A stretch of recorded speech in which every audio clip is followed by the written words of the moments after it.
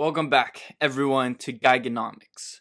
By the title of this video, you're probably thinking one thing, but before you jump to conclusions with any binary thinking, let me say that I am not, I am not an anti-masker. I think that masks are effective. They have proven some efficiency. For example, when using a spray gun to paint the inside of your house, it's important to wear a mask because some of those toxic paint chemicals can enter into your lungs. When sanding some wood, it's important to wear a mask because some of that wood dust can enter into your lungs. When playing paintball, it's important to wear a mask, not only to protect your eyeballs from getting shot out, but to protect your teeth too, and not getting a bunch of paint in your mouth. So I'm not going to be discussing the efficacy of masks. That is another topic to be debated, not by me. What I'm here to talk about today is Marxism and some of the components of Marxism. We won't be jumping into dialectical materialism or polylogism today, or Hegelian metaphysics or anything of this nature. But one component of Marxism that we will be discussing is the idea of depersonalization. The communists are very big on sacrificing the individual for the sake of the communal or the community or the greater good of the society. And this is what is deemed moral. And it's interesting because there's only one opinion that is allowed under communism, and that is the right one, the right opinion. And the people living under a communist regime, outsource their morality to the government jurisdiction who provides the morality for the people. And this is essentially what the legality is. So, for example, each morning in the Soviet Union, the Pravda would present what is the right opinion on the subject that are necessary to be considered for the people. I learned this in this book, The God That Failed, which is a collection of essays of ex-communists and their realizations. And one sentence I found interesting was from André Gide, who wrote, "By now the minds of the people are so well trained in conformity that compliance has become natural and easy for them. I do not believe that it is hypocrisy, so that each time you speak with one Russian, it is as if you had spoken with all." And this concept of conformity is really what communism is all about, to conform to the collective.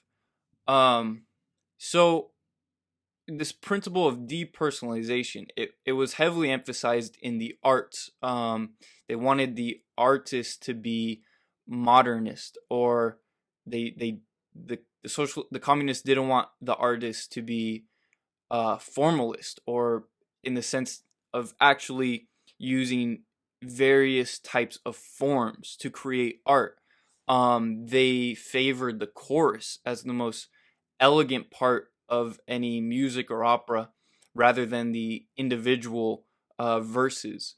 And they thought that this, was very individualistic and anti-communist.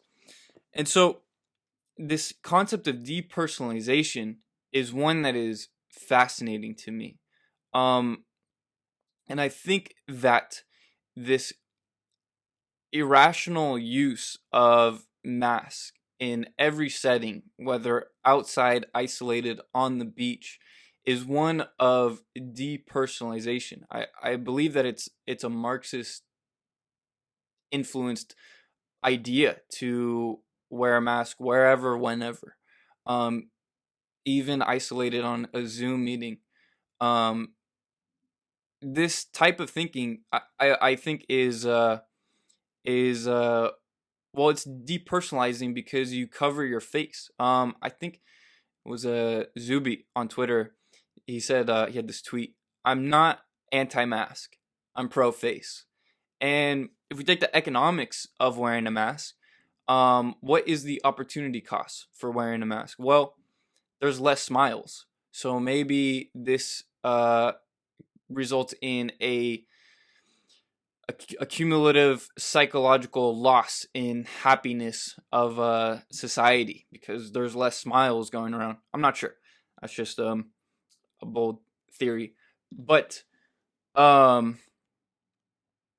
this, going back to this concept of depersonalization and mask, I'm not here to discuss the efficacy of masks. That's not what I care to talk about.